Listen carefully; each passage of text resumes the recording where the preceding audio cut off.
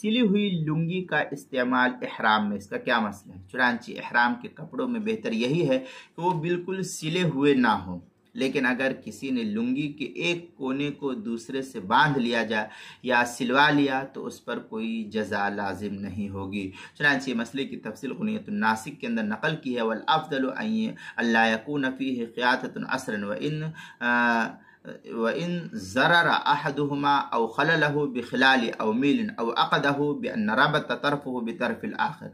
इस तरीके की इबारत गुनियतुन नासिक सफ़ा 71, फ़तवा शामी जुज़ ज़करिया बुक डिपो देवबंद का हिंदी नुस्खा उसकी तीसरी जिल्द सफ़ा 499, अल बहर राइक़ जुज़ ज़करिया बुक डिपो देवबंद का हिंदी नुस्खा है उसकी दूसरी जिल्द सफ़ा 568 पर इसको नकल किया है।